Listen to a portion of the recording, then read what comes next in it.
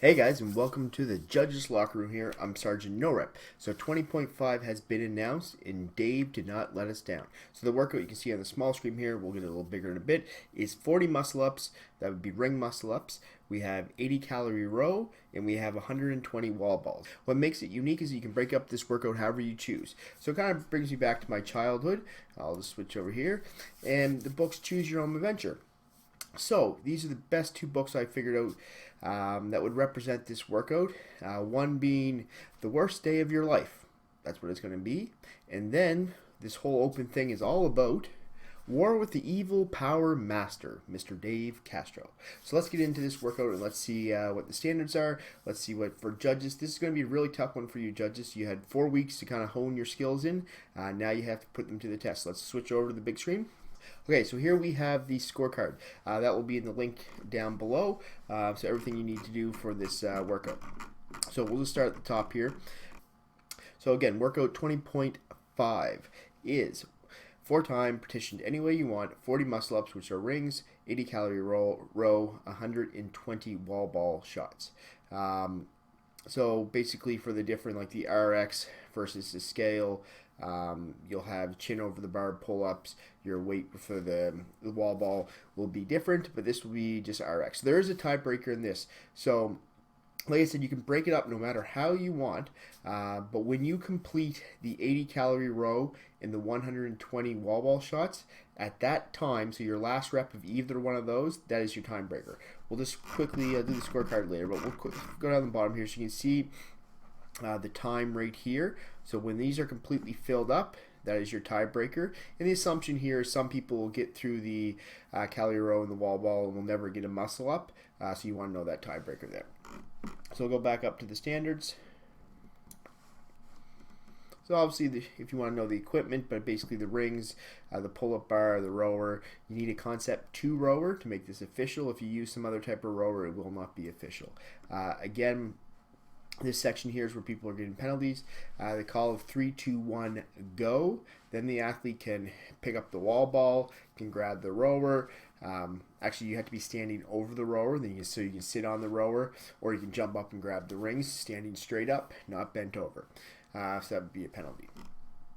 So video submission standards, you can look at that. Like I said, I'm linking this below. So the movement standard. So the muscle up standard is basically you begin hanging below the rings, your arms fully extended, feet off the ground.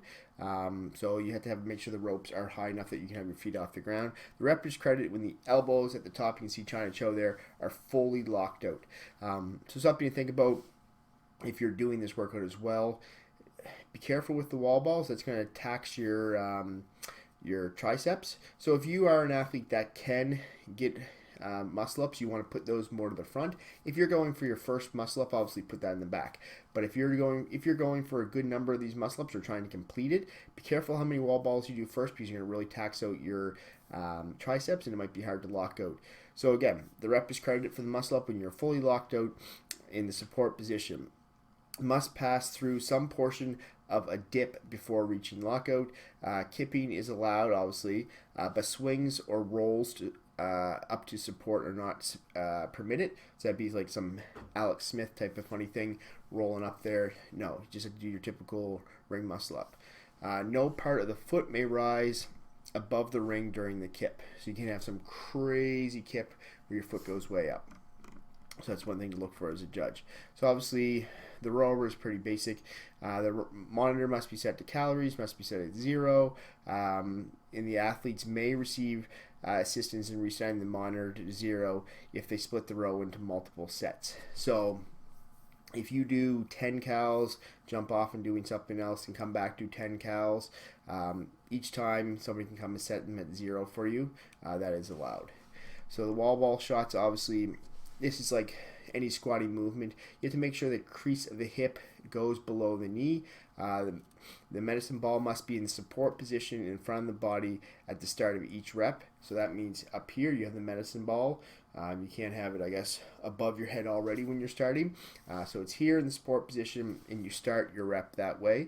Squat until the crease of the hip is below the knee, like we said.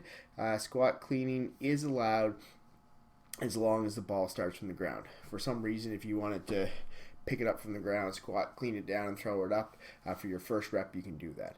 The rep is credited when the center of the center of the ball hits the target or above the certain height. So if you just watch the open announcement, they had their targets, but they also had a line there that marked off the 10-foot or the 9-foot.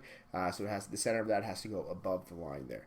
If the ball drops to the ground from the top, the ball must settle on the ground before the next rep. It cannot be caught off a bounce.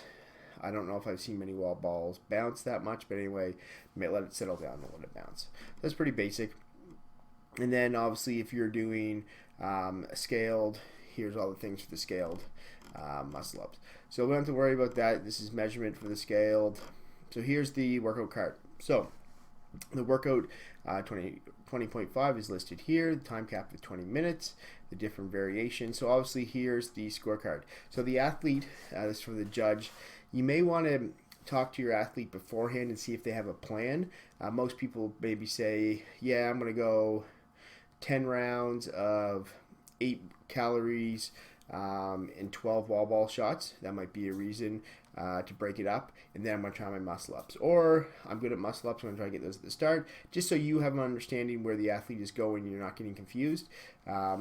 Now, Brent Fikowski mentioned it in the open, if the judge, or the announcement, if a judge could have somebody helps, kind of like a support judge, that would be great. And it's more maybe I guess support for the athlete, just to let the athlete know, okay, you still need 5 ring muscle ups, you still need 10 calories in the roll, you still need 40 wall balls. Instead, the judge trying to say that and count the reps at the same time, it's just something to think about. It would probably work.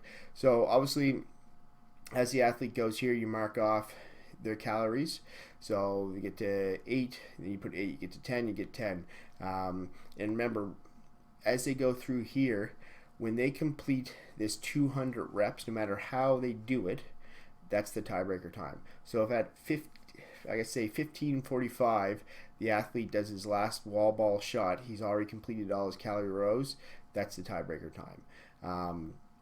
And then it doesn't matter if they've done, so it's not 200 reps, it doesn't matter if they've done muscle ups, it's when you completed these 200 reps right here. So obviously if they finish under the time cap, you'd put 16 minutes here and you don't need the tiebreaker time. If they cap out at the let's say 200 reps, you get 0 muscle ups, you put 200 reps, and the time here would be 18:45 when they did their last rep here. Athlete's name, and obviously like they sign off and the bottom portion goes to them. So where this will be difficult for the judge is you may have a lot of bouncing around here, especially if the athlete is doing muscle up. So if those start to fail, they may do 1 muscle up, jump and do the rower for a bit, a couple wall balls, come back and try 1 muscle up. So you're going to be all over the scorecard. So try to be nice and neat and organized when you're marking out the scores. So put how many. It might be good just to go 1, 2, 3, 4, 5, 1, 2, 3, 4, 5, like little lines, mark it off that way so it's easy to count. And when they get their 10 done, maybe just circle that, saying that 10's done, so you know they're at that mark. But again, I think this will all come back to talking to your athlete before, obviously go over the standards, and see if they have a plan. And maybe at the top you can write down their plan so you understand where they're jumping to. It's not you to keep them on track of that plan. That's not up to you.